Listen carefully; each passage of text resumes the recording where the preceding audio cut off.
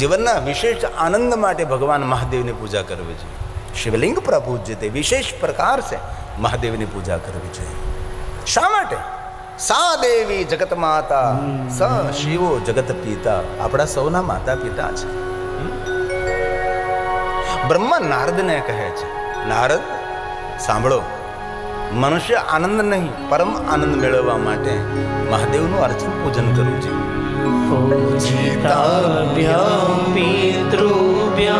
આપણા સૌનો પિતા છે, જગત પિતરમ શંભો. કેટલી સુંદર બ્રહ્માજી આપણે વાત કરે છે. જે મનુષ્ય પોતાના પિતા સમજીને ભગવાન શિવનું પૂજન કરે છે એને આનંદ નહીં, તેને પરમ આનંદની પ્રાપ્તિ થાય છે. આ શિવ મહાપડ ગ્રંથના શ્લોકો છે.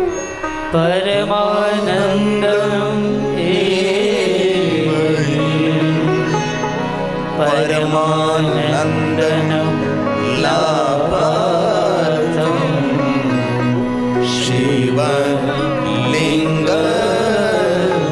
પ્રપૂજ્યતે. શિવલિંગ વિશેષ પ્રકારે ભગવાન મહાદેવના લિંગ સ્વરૂપની પૂજા કરવી. પ્રાત વિધિ કરમ જ્ઞેયમ. પ્રાતકાલ ભગવાન મહાદેવનું પૂજન અર્ચન દર્શન કરવું એ તો આપણું કર્તવ્ય છે. જે પ્રાતકાલે શંકરજીનું સ્મરણ નથી કરતો, મહાદેવને યાદ નથી કરતો, શિવજીના શિવાલય દર્શન કરવા નથી જતો, એ પ્રકૃતિનો ઋણી રહે છે. તેથી જીવનના હજારો નહીં અગણિત કામોને કાર્યોને છોડી અને ગામના શિવાલયે જવું જોઈએ. ભગવાન પાસેથી સુખની અપેક્ષાઓ રાખીએ છીએ, પણ આ વ્યસ્ત જીવનમાંથી સમય થોડો આપણે કાઢવો નથી અને ભગવાન શિવજીના શિવાલય જવું નથી. ધન્ય છે જે બહેનો, જે ભાઈઓ નિત્ય ગામના શિવાલય મહાદેવનું દર્શન કરવા માટે જાય છે. કોઈ કહે શિવાલય જવાથી પાપમાંથી મુક્તિ મળે, ખોટી વાત. શિવાલયે જવાના સંકલ્પ કરવા માત્રથી એક જન્મની જન્માંતરના પાપોમાંથી માણસ મુક્ત બને છે. શિવાલય પાપ મુક્ત ન કરે, શિવાલય પુણ્ય આપે છે. જ્યારે માણસે શિવાલય પહોંચી જાય ત્યારે તેને પુણ્ય મળે છે. તેથી માણસે શિવાલયે જવું જોઈએ. ભગવાન શંકરજી આપણી રાહ જોવે છે કે ક્યારેક તો મારી પાસે આવો, ક્યારેક તો મારી પાસે આવો. અને 24 કલાક જાગતો દેવ છે, તમે એટલું તો વિચારો. કોઈ પણ માણસ કોઈ પણ સમયે ભગવાન શિવની પાસે જઈ શકે છે. મહાદેવની પૂજા અર્ચન દર્શન માટે કોઈ મુહૂર્ત જોવાની જરૂર નથી. દરેક મુહૂર્તમાં મંગલ છે. કોઈ પણ ચોઘડિયું જોવાની જરૂર નથી. કાલ ચોઘડિયામાં પણ ભગવાન શિવનું પૂજન થાય, કારણ કે ભગવાન શિવ કાલનો પણ કાલ, એ મહાકાલ છે.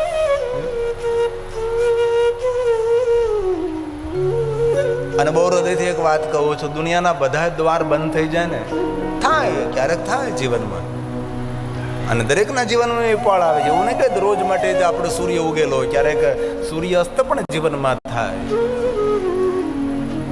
અંધકારમાંથી પ્રકાશ આપનારો શિવ છે, અને દુનિયાના બધા જ દ્વારો બંધ થઈ જાય ને ત્યારે ભગવાન શિવજીના દ્વારે પહોંચી જાઓ, બધા દ્વારો ખુલી જશે, બધા રસ્તાઓ તમારા ખુલી જશે. શિવાલય જેને તમે પૂજા ન કરો, અર્ચન ન કરો, કાંઈ પણ મંત્ર સ્તોત્રનો પાઠ ન કરો, શિવાલય જેને શાંતિથી બેસવાથી, મૌનથી બેસવું એ પણ શિવની ઉપાસના છે. શંકર ભગવાને મહાકાલીને કહ્યું કે મહાકાલી, મને મૌન બહુ જ પ્રિય છે. શંકરજીને મૌન પ્રિય છે. શંકરજી શાંતિ પ્રિય દેવતા છે. ઇસીલિए શંકરજી ઘનઘોર જંગલમાં રહે છે, પહાડોની કંદરામાં રહે છે, પણ ભગવાન શિવજી પહાડો ઉપર રહે છે. એટલે તો આપણે બોલીએ ને, શાંતાકારમ શિખર શયનમ, શિખર ઉપર શયન કરતા. અને શિવ એક એવા દેવ છે, દરેક ક્ષેત્રમાં શિખરસ્થ છે. તપ માર્ગ જુઓ શિખરસ્થ, ધ્યાન માર્ગ જુઓ શિખરસ્થ,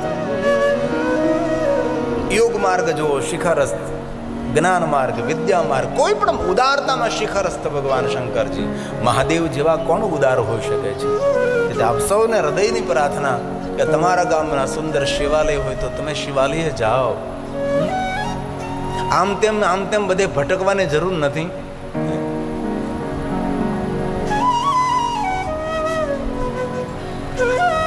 આજ કોઈક સવારમાં કોઈ કુંડલી લઈને ભય આવ્યો હતો. કુંડલી આવે ને, કુંડલી બનાવે, જન્મ કુંડલી. તો મને કે આમાં કેમ ઠીક છે? મેં તો કુંડલીના ગ્રહો બધા આગા પાછા હોય, પણ તમારી મુંડલી જો એકવાર મહાદેવને અર્પણ કરજો ને તો કુંડલીના બધા ગ્રહો સીધા થઈ જાય. કારણ કે જીવનને સાર્થક કરવું હોય તો શિવજી પાસે પહોંચવું પડે છે. અને કોઈ પણ માણસ કોઈ પણ સમયે શિવજીની તો કેટલી સરસ દુનિયા છે, કોઈ મુહૂર્ત જોવાની જરૂર નહીં. શિવાલય જવું જોઈએ. અને જ્યારે શિવાલય જાઓ ત્યારે પહેલા પગથિયાને પગે લાગો, ગણોને મનોને પગે લાગો, નંદી મહારાજને પ્રણામ કરો, કુર્મને પ્રણામ કરો. એનું પણ એક મોટું વિજ્ઞાન છે કુર્મ નંદીનું. ગણપતિ મહારાજને પ્રણામ કરો, હનુમાનજી મહારાજને પ્રણામ કરો, ત્યારબાદ આદ્યશક્તિ ભવાનીની વંદના કરો અને ભગવાન શંકરજીને પ્રણામ, સાષ્ટાંગ પ્રણામ, દંડવત પ્રણામ કરો. અને જે તમે લઈ ગયા હોય તે લિંગ અને પીઠથી દૂર અર્પણ કરો. લિંગ અને પીઠ ઉપર ફલ, પુંગીફલ, શ્રીફલ ન મુકાય. શિવલિંગ એ સાક્ષાત શિવ છે, પીઠ એ સાક્ષાત જગદંબા છે. જે તમે લઈ ગયા છો એ શિવલિંગ અને પીઠથી દૂર રાખો. પીઠ ઉપર ટેકો ન દેવાય, પીઠ ઉપર દીપ ન રખાય, પીઠ ઉપર કોઈ વસ્તુ ન રખાય, કારણ કે સાક્ષાત એ જગદંબાનું સ્વરૂપ છે. જે તમે લઈ જાઓ છો એ લિંગ અને પીઠથી દૂર રાખો. અને કોઈ પણ દેવતાને પ્રણામ કરો. નમસ્કુર્યા દૂરતઃ, દૂરથી પ્રણામ કરો. કોઈ મૂર્તિ, કોઈ પ્રતિમાને સ્પર્શ ન કરો, કોઈ સાધુને સ્પર્શ ન કરો, કોઈ આચાર્યને સ્પર્શ ન કરો, કોઈ બ્રાહ્મણને સ્પર્શ ન કરો. જેવી રીતે અગ્નિ સાથે આપણે વ્યવહાર કરીએ એવી રીતે સાધુ, સંત, મહાપુરુષો, વિદ્વાનો, આચાર્યો, દેવ પ્રતિમા, દેવ મૂર્તિઓ સાથે આપણે વ્યવહાર કરવો જોઈએ. અગ્નિને સ્પર્શ કરીને પ્રણામ નથી, અગ્નિને દૂરથી આપણે નિહાળીએ છીએ. તેથી કોઈ દેવ મૂર્તિઓને સ્પર્શ ન કરો. ભગવાન શિવજીના શિવાલયે જઈ અને ભગવાન શિવની પરિક્રમા કરો. શિવની પરિક્રમા પૂર્ણ ન થાય, કારણ કે જીવ અપૂર્ણ છે, શિવ પૂર્ણ છે. પૂર્ણાનંદની પરિક્રમા અપૂર્ણ જીવ કોઈ દિવસ કરી ન શકે. તેથી આપણે જલધારીથી પાછું ફરવાનું છે અને ફરી પાછું પરિક્રમા કરવા જવાનું. પરિક્રમા નંદી અને કુર્મ આવવા જોઈએ, એને પૂર્ણ પરિક્રમા કહેવાય છે. નંદી અને કુર્મ દૂર હોય જો ન કરો તો ચાલે, દોષ નથી, પણ એક નિયમ છે. ફરીવાર પરિક્રમા કરવા જવાનું. ભગવાન શિવજીને સ્નાન કરાવેલો જલ આંખ ઉપર ને મસ્તક ઉપર ધારણ કરવાનું. ગૌમુખીમાંથી જલ નીકળતો હોય ત્યાં થોડુંક સાવધાની રાખવી. ઘણીવાર એ ગૌમુખીની અંદર સર્પ પણ બેઠેલો હોય છે, એ થોડી સાવધાની. કારણ કે આપણે હાથ મૂકીને સર્પ બહાર નીકળે, ડંખ મારી દે. અમારે એકવાર એવું શિવાલયમાં થયેલું હતું. અમારે જ્યાં સાવરકુંડલાની બાજુમાં એક ગિરધર વાવ સોમનાથ મહાદેવનું શિવાલય છે, બહુ પ્રાચીન. કોઈ છોકરો પરિક્રમા કરતો હોય ત્યાં આમ જલ આમ કરવા ગયો તો પેલા હરપને કહે કે આ કાંઈક જીવ જંતુ હોય, હર પછી તો અંદરથી નીકળ ડંખ મારી દીધો. આવું થઈ શકે, સાવધાની જરૂરી છે. એકી સંખ્યામાં પરિક્રમા કરો, 1 કરો, 3 કરો, 5 કરો. પરિક્રમા કરવા જતો હોય તેને બહારની બાજુમાં રહેવું, પરિક્રમા કરીને આવતા હોય તેને અંદરની બાજુમાં રહેવું. આવી રીતે ભગવાન શિવની પરિક્રમા કરવી. મહાદેવનું દર્શન કરીને ઘરે ઘરે જતા જતા ફરીવાર પુનઃ ભગવાનને પાછા ફરીને દર્શન કરવું. જે ભગવાન શિવજીનું દર્શન કરીને જતો જતો પુનઃ દર્શન, ફરીવાર દર્શન કરે છે તેને શિવલોકમાં ગયા પછી મૃત્યુલોકમાં પાછું ફરવું નથી. તેથી પુનઃ દર્શનનો પણ મહિમા છે. ક્યારે સ્નાન ન કર્યા હોય, અપવિત્ર હોય, શિવાલયે જઈને દર્શન કરવા ન જઈ શકીએ, ઘરની અંદર જન્મનો સૂતક હોય, મૃત્યુનો સૂતક હોય, એ સમયે શિવાલયની અંદર જઈને દર્શન કરવા ન જઈ શકીએ તો શિવાલયના શિખરનું દર્શન કરો, શિવાલયની ધજાનું દર્શન કરો. શિવ દર્શનનું ફળ પ્રાપ્ત થાય છે.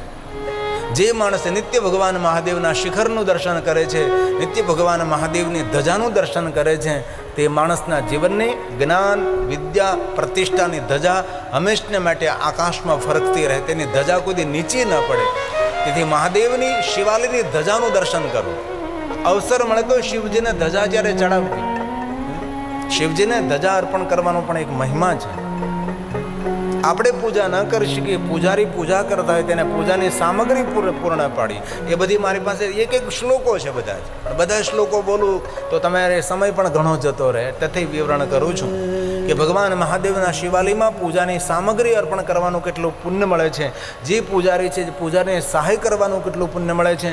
જે પૂજારી પૂજા કરતા હોય તેને ચંદન ઘસી અને તૈયાર કરીને આપવાનું કેટલું પુણ્ય મળે છે.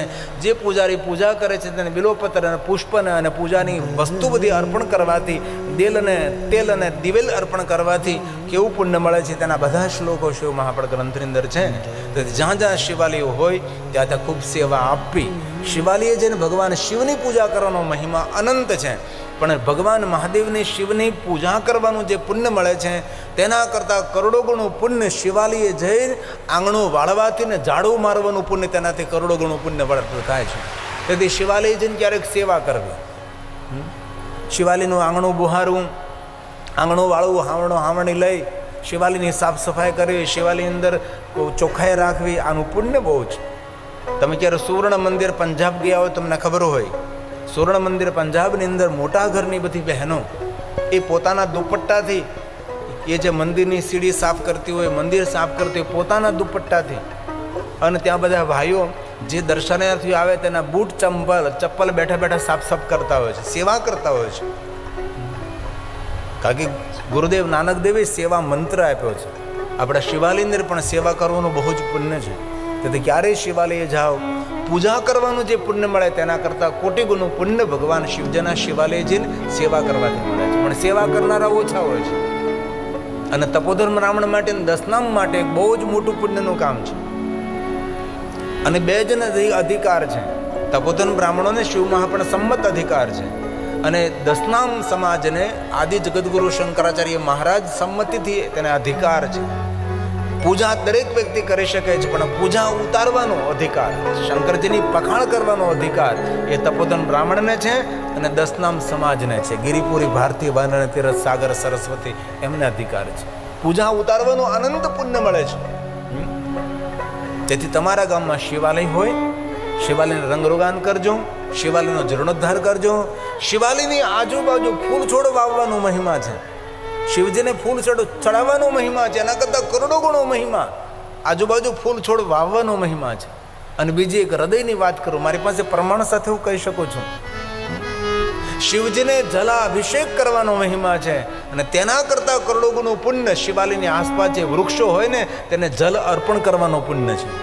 મહાદેવને જલ ચડાવી એના કરતાં અધિક પુણ્ય શિવાલયની આસપાસ જે વૃક્ષો હોય તેને જલ ચડાવી એનું પુણ્ય છે. અને ભગવાન સ્વયં શિવજીએ કહ્યું છે કે કોઈ પણ જીવને જ્યારે આપણે તૃપ્ત કરીએ છીએ ને ત્યારે ભગવાન શિવ એમ કહે એમાં હું તૃપ્ત થઈ રહ્યો છું. જ્યારે કોઈ જીવનો અનાદર કરીએ છીએ ત્યારે ભગવાન શિવ એમ કહે છે એ કોઈ જીવનો અનાદર નથી કરતો, એ મારો અનાદર કરે છે. શિવ ભક્ત કેવો હોય છે, શિવ ભક્તોના લક્ષણો શું? મન અશાંત હોય ત્યારે ભગવાન મહાદેવને જલાભિષેક કરો, બાબાને જલ ચડાવો, મન શાંત થશે.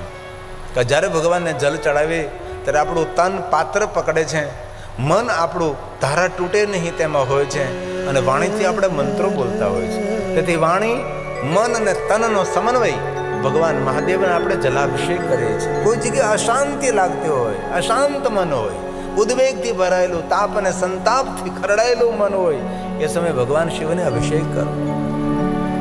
ભગવાન રામજી લક્ષ્મણજીને વારંવાર કે ચાલ લક્ષ્મણ આપણે ભગવાનને જલાભિષેક કરીએ. અરે દ્વારકાધીશ કદમ કદમ પર ભાઈ બલરામને સાથે લઈને અભિષેક કરે, 5 પાંડવને માર્ગદર્શન કરે. તો કોઈ પણ કાર્ય કરતા પહેલા મહાદેવને જલાભિષેક કરો. યુદ્ધ કરવાનું, યુદ્ધ ખેડવાનું હતું, અર્જુનને પકડીને લઈ જાય છે. અર્જુન પહેલા આપણે ભગવાન મહાદેવને અભિષેક કરીએ, કારણ કે શંકરજીને જે જલથી અભિષેક કરે છે એ કાર્યમાં તેને સફળતા પ્રાપ્ત થાય છે. તેથી કોઈ પણ કાર્ય પ્રારંભે, કોઈ પણ યાત્રા પ્રારંભે તમારા ગામની અંદર મહાદેવ ગામડે ગામડે શંકરજી બિરાજે છે, અને તમારા ગામના પાદરમાં મધ્યમાં બેઠો બેઠો તમારી રાહ જોવે છે. એકવાર તો મારી પાસે આવો, તમારા ભાગ્યની રેખા હું બદલી શકો છો. એ ભગવાન મહાદેવ છે, એ શંકરજી. તમે જાઓ તો ખરા ક્યારે, મહાદેવને જલ ચડાવો. ભગવાન દ્વારકાધીશ મહાદેવને જલાભિષેક કરે. સહાર્જુનમ, વાસુદેવ સાથે અર્જુન, અને જગ પ્રસિદ્ધ અભિષેક. ઓમ નમો ભવા શર્વાય રુદ્રાય પ્રદાય પશુનાપતિ. હર કોઈ બોલી શકે છે. ઓમ નમો ભવાય શર્વાય રુદ્રાય વરદાય ચ પશુનાપતે નિત્યમ ઉગ્રાય ચ કપર્દિને મહાદેવા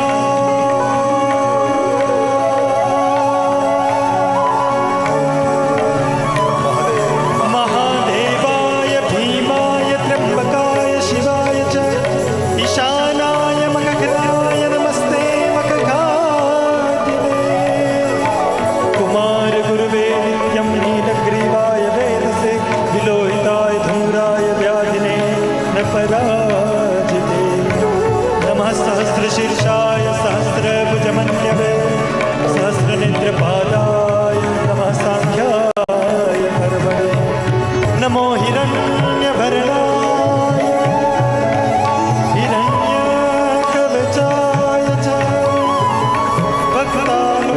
पतेने नित्यं सिद्ध्यतां वरा प्रभु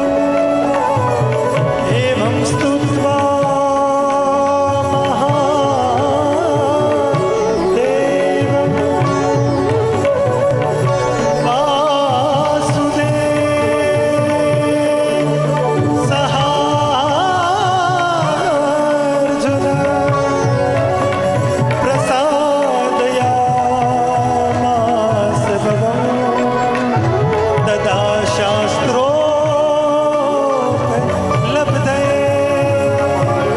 ॐ नन्दिकेशाय नमः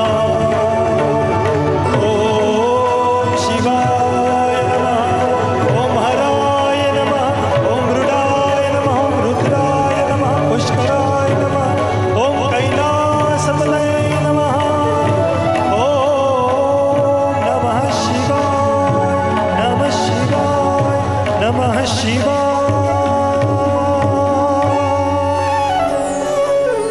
શિવ ગંગેતી વિઘ્નયમ. શિવાલયની આજુબાજુ કોઈ જલાશય હોય તો એ જલ કોઈ સામાન્ય જલ નથી. શિવસ્ય વચનમ યથા.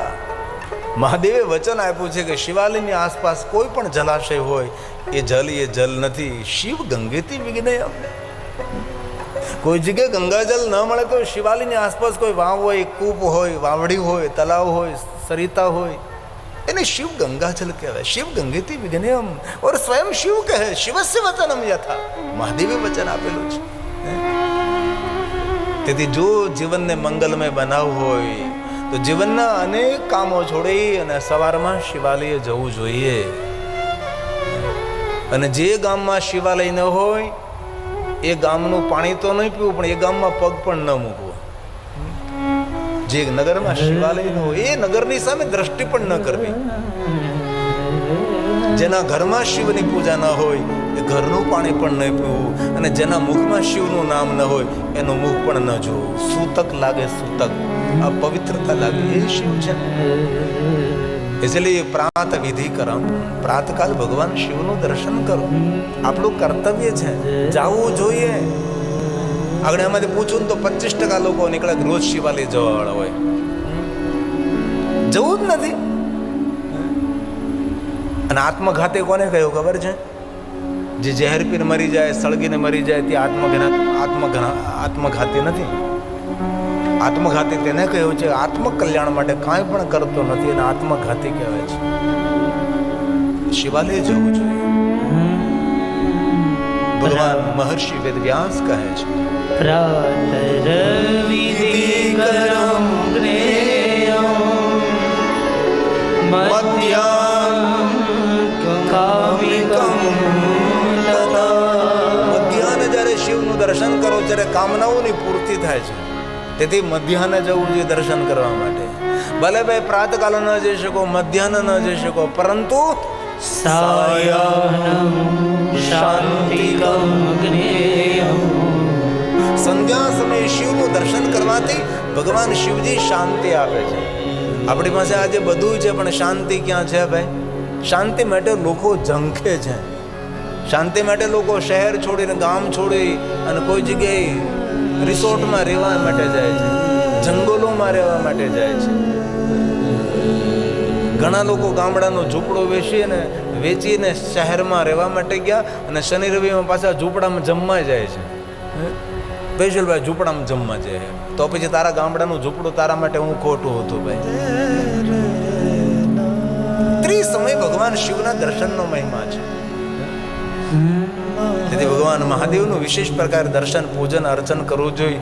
તમારા ગામનું શિવાલય એ તમારા માટે સુખનું કેન્દ્ર છે. તમારા ગામનું શિવાલય તમારા માટે કામપૂર્તિ કરવાનું શ્રેષ્ઠ કામપૂર્ણ સ્થાન છે. ગામનું સુંદર શિવાલય તમે શિવાલય ન જાઓ. ભલે તમે રોજ ન જઈ શકો પણ કમસે કમ સોમવારે તો જાઓ. અને એટલું બધું તો ક્યાં આપણે કામ હોય છે? આજનો માણસ કામ કાંઈ કરતો નથી પણ 24 કલાક બીજી હોય છે. શું પણ ભગવાને 24 કલાક આપી છે આપણને, જવું જોઈએ. અને ખાસ યુવાન ભાઈઓ બહેનો શિવાલય જાઓ. 7 દિવસ શિવાલય જાઓ. 30 સપ્તાહ શિવાલય જાઓ અને 3 સપ્તાહની અંદર તમારા જીવનમાં કાંઈક નવી ઉર્જા પ્રવેશે નહીં. આ અનુભવ તો કરો, અનુભવ તો કરો. શિવાલય એક યંત્ર છે, શિવાલય એક મંત્ર છે, શિવાલય ધ્યાન કેન્દ્ર છે, શિવાલયનો અદ્ભુત મહિમા છે. તેથી ભગવાન મહાદેવનું દર્શન, પૂજન, અર્ચનનો અલૌકિક મહિમા છે. શિવ મહાપડ ગ્રંથમાં અનેક અનેક સંવિધોની, અનેક અનેક સામગ્રીઓની પૂજાનું વર્ણન છે. પરંતુ ભગવાન મહર્ષિ વેદવ્યાસજીએ પણ કહ્યું છે કે ભગવાન મહાદેવની પૂજા કરતા કરતા આપણા જીવનના જે આપણા કર્મો છે બદલવા જોઈએ, કર્મ બદલવા જોઈએ. કથા શા માટે? કથા જીવનના પરિવર્તન માટે છે, આધ્યાત્મિક મોટિવેશન છે. આપણે કથા સાંભળીએ અને આપણા જીવનમાં કોઈ પણ પરિવર્તન ન આવે તો કથાનું શ્રવણ કર્યું, શ્રવણમ મંગલમ. પણ જીવનનો આનંદ તો મેળવવો હોય તો જીવનમાં પરિવર્તન જરૂરી છે. તેથી મહાદેવ એમ કહે છે કે મારા ભક્તોનું પહેલું લક્ષણ છે મૌન રહેવું. શિવને બહુ જ વાલો લાગે છે જે મૌન રહે છે. બડબડાટ બંધ કરીએ, આપણે મૌન રહીએ. સામેનો માણસ ગમે એટલું બોલે, આપણે બોલવાની શું જરૂર છે? મોઢામાં ગમે એટલી ખંજવાળ આવે,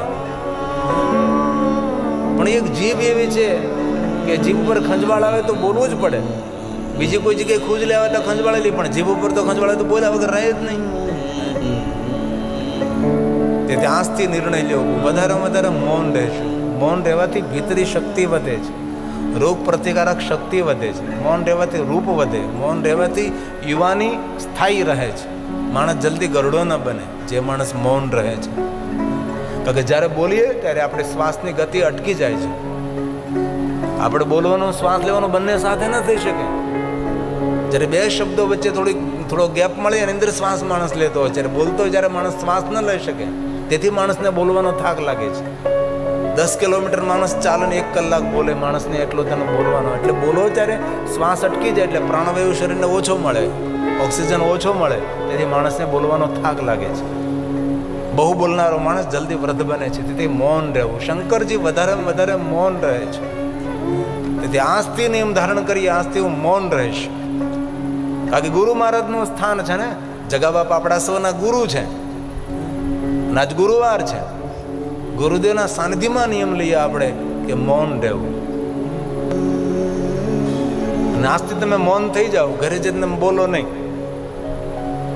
તો ઘરના લોકોને ખબર પડે કે આમાં કંઈ પરિવર્તન આવ્યું છે. અને કથા સાંભળી લેખે લાગે છે, એવું લાગે છે હવે આ માણસ કેટલું બોલતો હતો, મૌન થઈ ગયો છે. મૌન રહેવાના બહુ બધા લાભ છે.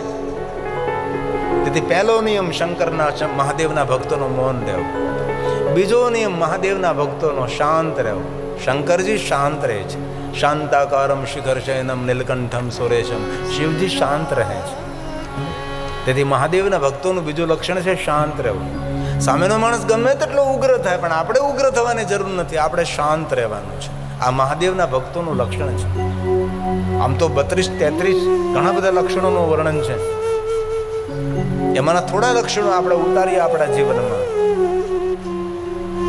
પોતાની જાતને સમજાવવાની છે, મારે શાંત રહેવાનું છે, શાંત રહેવાનું છે, શાંત રહેવાનું છે. ત્રીજો નિયમ મીઠી વાણી બોલવાની છે. સામેનો માણસ ગમે એટલા કડવા શબ્દોનો વરસાદ વરસાવે, પણ આપણે મીઠું બોલવું. ઘરમાં સ્વર્ગના સુખો ઊભા કરવા હોય તો આજથી મધુર બોલવાનો પ્રયાસ કરો. મીઠી વાણી બોલો. મીઠી વાણી આપણને પણ સુખ આપે છે અને જે સાંભળે તેને પણ સુખ આપે છે. તેથી મધુર બોલવાનો પ્રયાસ કરો. 3 નિયમ. ચોથો નિયમ, કોઈની ગંદી વાત સાંભળવી નહીં, કોઈની ગંદી વાત કરવી પણ નહીં. કાન કચરા પેટી નથી. કોઈના કાનમાં ગંદી વાત કહેવી નહીં. તેનું અંતઃકરણ, તેનું ચિત્ત ખોરવાય છે.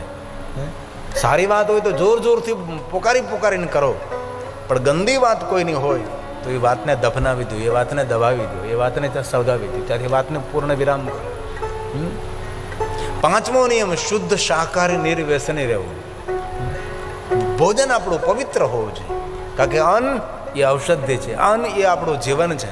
જે તમે ભોજન કરી રહ્યા છો એ જ આપણું જીવન છે. તેથી આપણું ભોજન પવિત્ર ભોજન હોવું જોઈએ. એક પણ વ્યસન નહીં હોવું જોઈએ.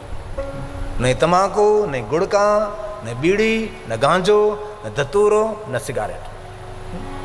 ભગવાનનું આપેલું સુંદર શરીર છે, શા માટે બીડી પી બીડી પીતો હોય તેને ઓછી નુકસાન કરે છે, બાજુ ઊભો હોય ને તેને બમણી નુકસાન કરે છે. કારણ કે જે માણસ બીડી પીવે તેને ચોખ્ખા ધુમાડા મળે છે, અને બાજુ હોય તેને એના પેટમાં જાય, ફેફડામાં જાય, નાકમાંથી બહાર નીકળે એ પછી આપણને મળે છે. તેથી કથા સાંભળ્યા પછી બીજું કાંઈ ન કરો. કથા સાંભળ્યા પછી જો કે આપણું ગામ તો નિર્વ્યસન નહીં, આપણો વિસ્તારમાં તો કોઈને વ્યસન હોય જ નહીં. આપણા વિસ્તારમાં તો કોઈ તમાકુ ન ખાતું હોય, માવો ન ખાતું હોય, ગુડકા ન ખાતું હોય, આપણા વિસ્તારમાં તો કોઈ બીડી પણ ન પીતું હોય. અને બીજી વાત ન કહેવાય પણ કહું છું કે બીડીનો સગો ભાઈ અગરબત્તી છે. અગરબત્તી ખુલ્લામાં કરાય છે. બંધ મકાનમાં, બંધ મંદિરમાં અગરબત્તીનો ધુમાડો એ ફેફડામાં જાય છે. અગરબત્તીની શ્વાસ એ કેમિકલોમાંથી ઊભી કરવામાં આવે છે. ઓર્ગેનિક અગરબત્તી તો વસ્તુ અલગ છે. આપણે મંદિરોમાં ધૂપ કરીએ પણ ધૂપ થોડો કરીને ધૂપિયાને આપણે બહાર મૂકી દેતા હોય છે. પછી મંદિરમાં એ ધૂપિયો ન રહે. તેથી જીવનને આપણે બદલીએ તો આપણા જીવનમાં વિશેષતા આવશે. તેથી ભગવાન મહર્ષિ વેદવ્યાસે કહ્યું છે કે આ બધી પૂજા, અર્ચન, દર્શન ત્યારે જ આપણા જીવનમાં ફલદાયી બને છે. એવમ જ્ઞાતવા નર કુર્વન. જ્યાં સુધી આપણા કર્મોને નહીં બદલીએ ત્યાં સુધી આ બધું જ આપણા માટે લેખે નહીં લાગે. ત્યારે જ ફલ મળે છે. યથોક્ત ફલ ભાગ ભવે. ત્યારે જ ફલ મળે છે જ્યારે આપણા કર્મોને, આપણી જીવનશૈલીને બદલવામાં આવે. જીવનશૈલી ન બદલી તો આપણો કયો અર્થ? તેથી પૂજા, પાઠ, અર્ચન, દર્શન, તીર્થ યાત્રા, યજ્ઞ યાગાદિ, કથા, કીર્તન, સત્સંગ, સેવા, દાન, ધર્મ બધું જ કરીએ, પણ જો આપણા કર્મો ન બદલીએ, આપણા જીવનની શૈલી ન બદલીએ તો કેવી રીતે સુખ મળે આપણને? તેથી ભગવાને સ્વયં કહ્યું છે, ભગવાન મહર્ષિ વેદવ્યાસ બોલે છે, એવમ એવં જ્ઞાત્વા નરઃ કુર્વન યથોક્ત ફલભાગ ભવે. યથોક્ત ફલ ભાગ ભવે. કલો યુગે વિશેષેણ ફલ સિદ્ધિસ્તુ કર્મણા. ફલ સિદ્ધિસ્તુ કર્મણા. જેવા કર્મો કરશો તેવા ફલ પ્રાપ્ત થશે, આવું ભગવાને કહ્યું છે. તેથી કર્મો સુધારવા. કઠોર પુરુષાર્થ કરતા ભલે અડધો રોટલો મળે, ખાઈને લેર કરવી. અનિતિનો 1 રૂપિયો આપણા ઘરમાં ન આવે તેની સંપૂર્ણપણે તકેદારી રાખવી. કારણ કે આપણા કર્મો આપણે જ ભોગવવાના છે. આપણા કરેલા કર્મો કાંઈ નહીં આપણી પત્ની ભોગવે, નહીં આપણા સંતાનો ભોગવે, નહીં આપણો પરિવાર ભોગવે. આપણા કર્મોનું ફલ આપણે પોતે ભોગવવાનું છે. એના દંડના પાત્ર આપણે પોતે છે. તેથી સારા કર્મો કરે. કર્મ પ્રધાન વિશ્વ રચી રાખા. જ્યારે જગતનું પ્રાગટ્યકરણ થયું ત્યારે રુદ્રદેવે બ્રહ્માના કહ્યું કે બ્રહ્માજી, તમે કોઈને સુખ નહીં આપી શકો, તમે કોઈને દુઃખ નહીં આપી શકો. સુખ અને દુઃખ પોતાના કર્મોના આધારિત રહેશે. આવું સ્વયં રુદ્રદેવે કહેલું છે બ્રહ્માજી. તેથી સુખ અને દુઃખ એ આપણા કર્મો આધારિત હોય છે. અને તુલસીનો પ્રસાદ પણ છે. કર્મ પ્રધાન વિશ્વ રચી રાખા. પૂર્ણ જગતની રચના એ કર્મ પ્રધાન છે. દરેક પોતપોતાના કર્મોને ભોગવવા જ પડે છે. જીવનમાં કોઈ સુખ આવે તો સમજી લેવું કોઈ સારા કર્મો ફલિત થયા છે, અને કોઈ દુઃખ આવે તો સમજી લેવું કોઈ એવા કર્મો ફલિત થયા છે. કારણ કે ટ્રેન 2 પટરી પર ચાલે છે, નદી પણ 2 કિનારોની વચ્ચે ચાલે છે. આપણું જીવન પણ સુખ અને દુઃખના કિનારોની વચ્ચે વહી રહ્યું છે. જીવન એક સરિતા છે. તેથી ત્યાર દુઃખમાં રડી ન પડવું અને સુખમાં ચલકાઈ ન જવું. જીવનને સમજવાની આપણે કોશિશ કરીએ, પ્રયાસ કરીએ. તેથી રામચરિત માનસ તુલસી કર્મ પ્રધાન વિશ્વ રચી રાખા. જો જસ કરીસો તસુ ફલ ચારા. જો જસ કરીસો તસુ ફલ ચારા. તેથી કઠોર પુરુષાર્થ જે પસીનાથી નાય તેને સિદ્ધિ વરે છે. સત્કર્મોની સાથે, સત્સંગની સાથે પ્રભુને સાથે રાખી અને ખૂબ મહેનત કરજે પુરુષ. આળસુ માણસ તો એ મરેલો માણસ છે. આળસ શેતાનનું ઘર છે, આળસ ભૂતનું કારખાનું છે, આળસ એ મૃત્યુ છે. આળસને ખંખેરી નાખીએ. એ ક્લાસ 1 ઓફિસરો થયા હોય ને તેને પૂછો કેટલી કલાક તેને વાંચન કર્યું છે. મોટા મોટા સફળ ડોક્ટરો છે, પૂછો તેને કેટલું તેને વાંચન કર્યું છે, કેટલી મહેનત કરી છે. કોઈ સફળ પુરુષ તેને પૂછો કેટલા દુઃખો જીવનમાં ધરબાયેલા છે. કોઈ પણ ક્ષેત્રમાં, સામાજિક ક્ષેત્ર, રાજકીય ક્ષેત્ર, ધાર્મિક ક્ષેત્ર, કોઈ પણ ક્ષેત્રમાં જે માણસ સફળ થયો છે એને કેટલો પુરુષાર્થ કર્યો, કેટલી તેને મહેનત કરી છે. બીજ ફટાય ત્યારે અંકુર નીકળે છે ને અંકુર નીકળે પછી છોડ બને છે ને પછી એમાંથી વૃક્ષ બને છે. એક દિવસમાં બધું ન થઈ શકે. તેથી દરેક યુવાન ભાઈઓ બહેનોને ખૂબ પ્રાર્થના, મહેનત કરો, પુરુષાર્થ કરો, આળસને ખંખેરો. સકલ પદાર્થ હૈ જગમાં, પુરુષાર્થ વગર સફળ ન થવાય.